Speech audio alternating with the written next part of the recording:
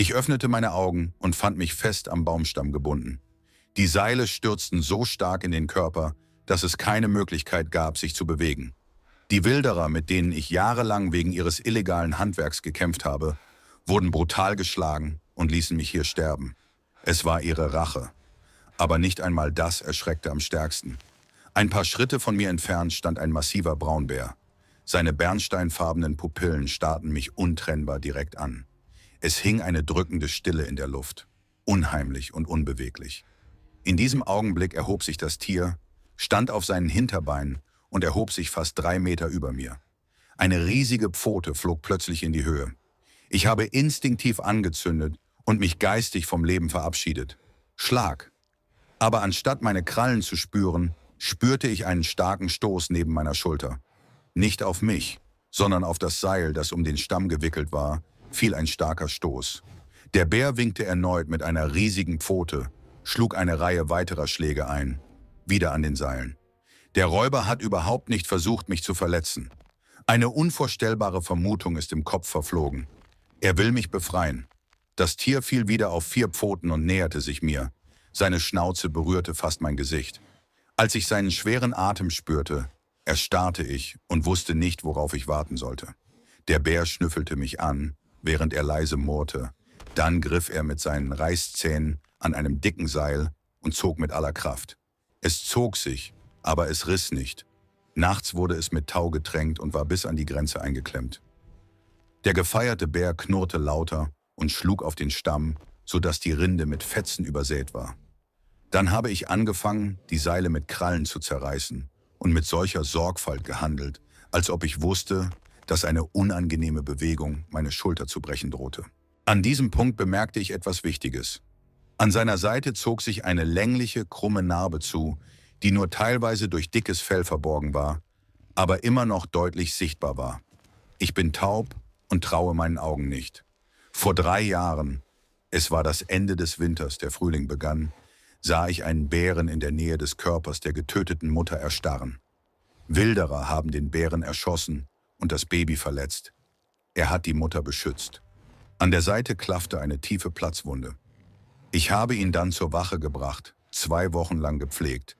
Ich habe die Wunde gewaschen, genäht, von der Flasche gefüttert. Als der Bär wieder gesund wurde, ließ ich ihn frei.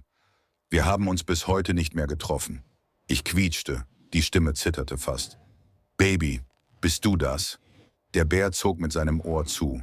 Eine kleine Bewegung, aber ich merkte, er kann mich hören. Er hörte auf, an dem Seil zu knabbern, schaute mir direkt in die Augen. In diesem Blick las man die Erkenntnis, als ob die unsichtbare Verbindung zwischen uns die ganze Zeit nicht verschwunden wäre.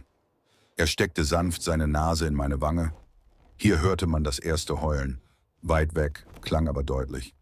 Der Bär hat sich angespannt, seine Ohren sind wachsam. Noch ein Heulen, dann ein drittes. Ein Rudel näherte sich. Graue Raubtiere waren an unserem Schwanz. Anstatt sich selbst zu retten, eilte der Bär, die Seile mit doppelter Wut zu zerreißen. Die Krallenfüße schnitten Seile, die mächtigen Zähne stießen in die mit Feuchtigkeit getränkten Seile. Eines der Seile begann zu platzen, die Fasern rissen und gingen auseinander. Mit dem letzten starken Ruck zerriss der Bär eines der Seile. Meine Hände wurden schließlich etwas mehr befreit, aber die Gefangenschaft hielt mich immer noch fest. Zwischen den Bäumen begannen graue Schatten zu blinken.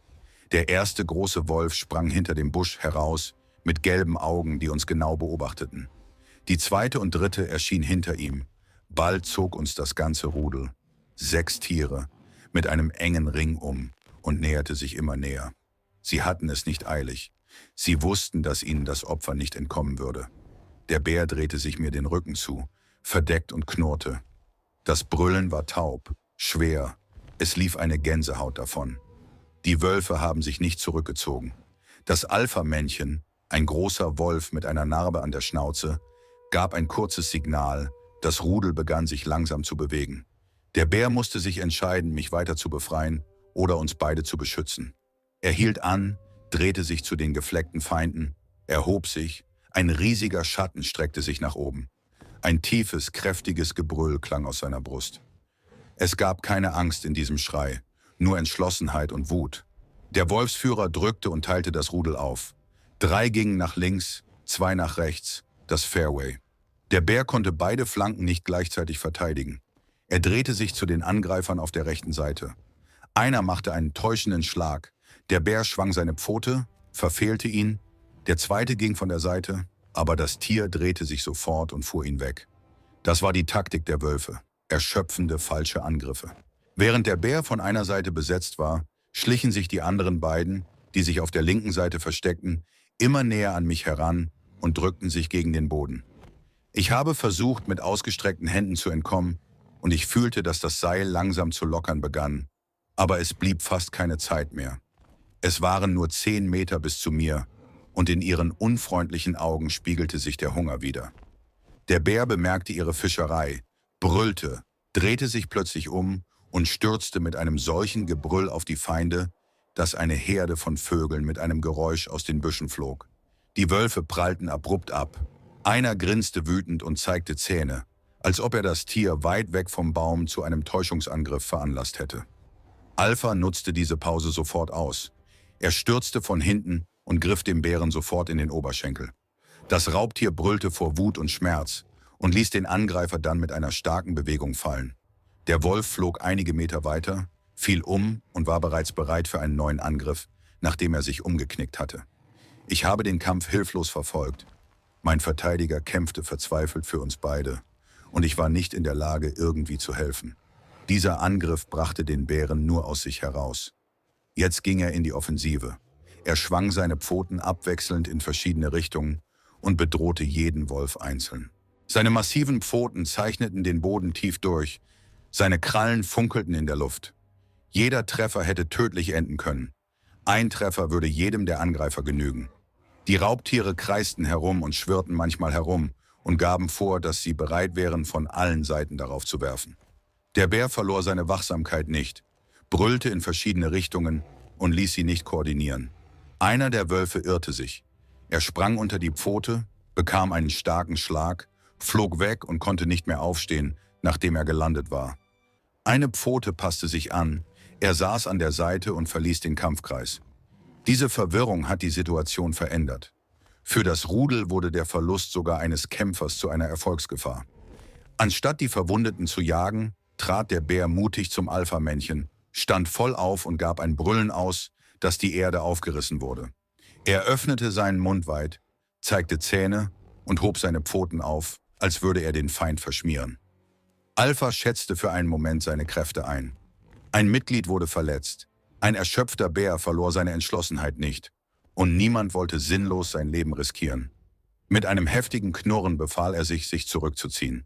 Die Wölfe begannen sich allmählich zurückzuziehen, ohne sich für eine Sekunde von dem wütenden Beschützer abzuwenden.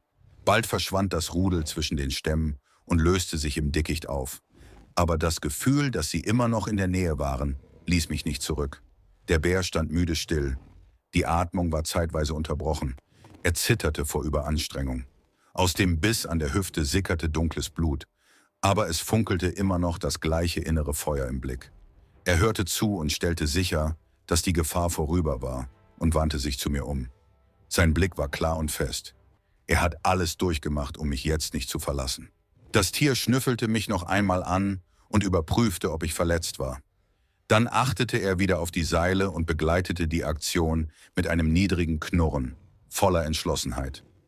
Der Bär griff die geschwächten Seile wieder mit den Zähnen und begann zu ziehen.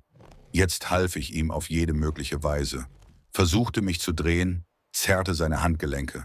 Eines nach dem anderen begannen die Seile zu platzen. Sie brachen mit einem Taubenknall auf. Der Druck auf den Brustkorb hat nachgelassen. Dann ging das Tier zu den Knoten an den Handgelenken über und versuchte, meine Haut nicht mit scharfen Reißzähnen zu verletzen. Ein starker Ruck. Die letzte Schleife ist schließlich gerissen. Ich wurde erschöpft und fiel mit dem Gesicht ins Gras. Der Bär bückte sich sanft, schnüffelte und überprüfte, ob alles in Ordnung war. Mit letzter Kraft kroch ich an den Baum, lehnte mich mit dem Rücken an ihn und der Bär legte sich neben ihn. Erschöpft, genauso wie meins. Das Blut sickerte immer noch aus dem abgetrockneten Oberschenkel. Ich schaute auf die Wunde und erkannte, dass man keine Zeit verlieren sollte. In der Nähe lag mein Rucksack, den die Wilderer in Eile wegwarfen. Nachdem ich den Willen gesammelt hatte, kam ich zu ihm und holte den Verbandskasten heraus. Der Bär schaute genau hin, zog sich aber nicht zurück. »Sei ruhig, Kleiner. Lass mich helfen«, flüsterte ich. Ich habe seine Wunde vorsichtig mit einem Desinfektionsmittel gewaschen, einen Verband aufgelegt. Der Bär hat sich verdreht, aber er hat alles geduldig ertragen, als hätte er verstanden. Ich will Gutes. Als ich fertig war, murrte er leise, als würde er Danke sagen, anstatt mich zu erschrecken. Für ein paar Minuten saßen wir einfach zusammen. 2 erschöpfte Kreaturen, die einen tödlichen Kampf überlebten. Bald stieg der Bär auf und sah mich an. Ermüdung und erleichterte Würde in seinen Augen. Die Pflicht wurde erfüllt. Ich habe verstanden, dass er bereit ist zu gehen. Ich hatte Schwierigkeiten, meine Hand zu heben. Der Bär machte einen Schritt zurück, kam etwas näher, ließ mich seine Schnauze streicheln und am Ohr kratzen. Wie in jenen fernen Tagen. Ich habe eine Narbe an seiner Seite gefunden. Du bist erwachsen geworden. Du bist stark, groß geworden. Der Bär hielt sich fest, stürzte leise, als ob er bestätigte: Ich erinnere mich. Ich habe es nicht vergessen. Seine bernsteinfarbenen Augen blieben länger als gewöhnlich bei mir. Alles war im Blick zu lesen. Dankbarkeit, Erinnerung, Verbindung durch die Jahre. Danach drehte er sich um und verschwand, ohne sich umzudrehen, unter den Bäumen. Die dunkle Gestalt löste sich langsam zwischen den grünen Zweigen auf und ließ mich in Sicherheit und schockiert bis tief in die Tiefe zurück. Ich blieb am Baum sitzen. Zerrissene Seile lagen herum, die Erde wurde mit Abdrücken gegossen. Stumme Zeugen einer unglaublichen Rettung. Das war kein einfacher Fall. Es ist eine Lektion fürs ganze Leben. Wahre Freundlichkeit wird niemals vergessen. Der Bär erinnerte sich an jemanden, der ihn einst gerettet hatte, als er ein schwacher Bär war. Und jetzt, da seine Zeit gekommen war, hat er es nicht bereut, die Schulden zurückzuzahlen.